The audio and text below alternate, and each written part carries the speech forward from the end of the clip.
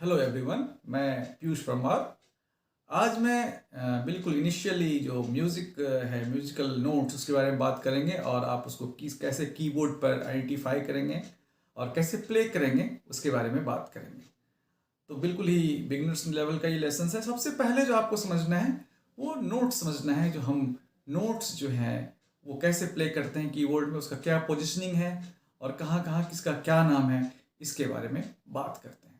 तो देखते हैं कि आपका कीबोर्ड है और इस कीबोर्ड में सबसे फर्स्ट आपको ये समझना है जो हमारे पास टोटल 12 म्यूजिकल फ्रीक्वेंसीज हैं, जो कि हमारे इस कीबोर्ड पे या किसी और इंस्ट्रूमेंट पे होता है।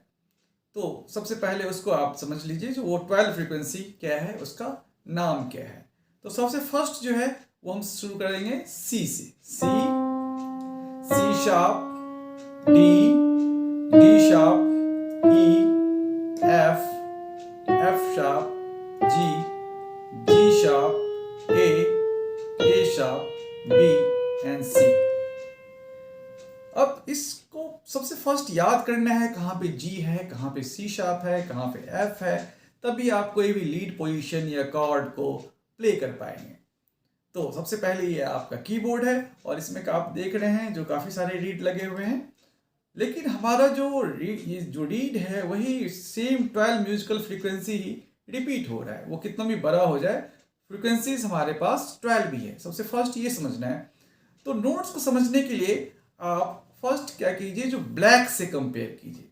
ब्लैक्स आप देखेंगे, 2 blacks, 3 blacks, 2 blacks, 3 blacks, 2 blacks, 3 blacks, 2 blacks, 3 blacks, 2 blacks, 3 blacks. तो जब भी ये इससे बड़ा भी होगा तो ये 2 ब्लैक्स, 3 ब्लैक्स रिपीट होता जाएगा। तो सबसे फर्स्ट जो आपका 2 ब्लैक्स, तो 2 ब्लैक्स से जो पहले वाला व्हाइट है ये सी है। इस पोजीशंस को आप चेक कर लीजिए। जो 2 ब्लैक से जो पहले ये व्हाइट है ये सी है, तो जितने भी 2 ब्लैक से पहले व्हाइट है वो सी हो जाएगा। इसमें कितने सारे सी हैं? 1 2 3 4 5। तो ये 5 ऑक्टेव का कीबोर्ड है। जो हमारा पियानो होता है, जो बड़ा सा होता है, उसमें 12 ऑक्टेव, 8 ऑक्टेव के वो बने होते हैं, लेकिन वो म्यूजिकल फ्रीक्वेंसी वही रिपीट हो रहा है। 12 फ्रीक्वेंसी ही रिपीट हो रहा है। वही फ्रीक्वेंसी सारे इंस्ट्रूमेंट पे प्ले होता है, ये गिटार हो, वायलिन हो, बस उसी को हम प्ले करते रहते हैं। तो आपको याद कैसे करने हैं वो मैं आपको बता दूं। तो 12 फ्रीक्वेंसी को आप एक सीक्वेंस में याद कर लीजिए। C, C sharp, D, C, C sharp, D, D sharp, E, F, F sharp, G, G sharp, A sharp, B and C. और फिर सी के बाद फिर वही C sharp, D, D sharp, E, F. बस ऑक्टेव हमारे पास 3 है। तो पीछे वाले ऑक्टेव लोअर ऑक्टेव कहते हैं, जो मिडिल में प्ले करते हैं मिडिल ऑक्टेव, और जो उसके राइट साइड में होगा वो हायर ऑक्टेव। 3 ऑक्टेव्स में बटे होते हैं, क्योंकि हमारा जो वोकल रेंज है वो 3 ऑक्टेव से ज़्यादा जा नहीं पाता। तो लोअर ऑक्टेव, मिडिल ऑक्टेव और हायर ऑक्टेव, ये आपको समझना है। उसके बारे में हम डिस्कस और लेसन्स में करेंगे। आज ये बेसिक्स बिल्कुल बिगिनर है, तो आपको स्टेप बाय स्टेप आगे लेके चलेंगे और टोटल सोल्यूशन जो है कीबोर्ड का वो मैं आपको प्रोवाइड करूंगा। तो सबसे पहले आपको उस सीक्वेंस को याद करना है। उसके बाद सेकेंड जो आपको ये देखना है, जो सी शार्प, उसका 2 नाम है। तो सी, सी शार्प या डी फ्लैट, डी से पीछे वाला डी फ्लैट। तो both are same thing, C sharp and D flat. तो दोनों एक ही नोट का नाम है, सी, सी शार्प या फिर डी फ्लैट। ये डी शार्प या फिर ई फ्लैट, ई से पीछे वाला, एफ शार्प या जी फ्लैट, जी शार्प या ए फ्लैट, ए शार्प या बी फ्लैट। तो शार्प और फ्लैट, ये 2 सिंबल्स को समझने हैं, क्योंकि जब हम स्टाफ नोटेशन सीखते हैं जो म्यूजिकल लैंग्वेज है, तो उसमें क्या होता है, क्लैश कर जाता है। 2 बार आप शार्प लिखेंगे तो मुश्किल हो जाता है वहां पर लिखना, क्लैश नहीं होना चाहिए। इसलिए उसका हम गुरुजनों ने 2 नाम रखा है, सी शार्प बोले या फिर उसको डी फ्लैट बोले। तो अब मैं पूरे क्रोमेटिक स्केल यहां से यहां तक बता देता हूं आपके अंडरस्टैंडिंग। अगर मैं यहां से शुरू करता हूं, before 2 black, C, C sharp, D, D sharp, E, F, F sharp, G, G sharp, A, A sharp, B, C। यहाँ पे आ गया। फिर C से अब शुरू करते हैं। C sharp, D, D sharp, E, F, F sharp, G, G sharp, A, A sharp, B, C।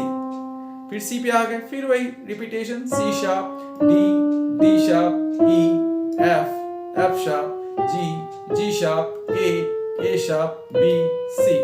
फिर C, फिर वहां से शुरू करते हैं। C, C sharp, D, D sharp, E, F, F sharp, G, G sharp, A, A sharp, B and C। फिर C, C sharp, D, D sharp, E, F, F sharp, G, G sharp, A, A sharp, B and C। आपने देखा सारा repeat हो रहा था।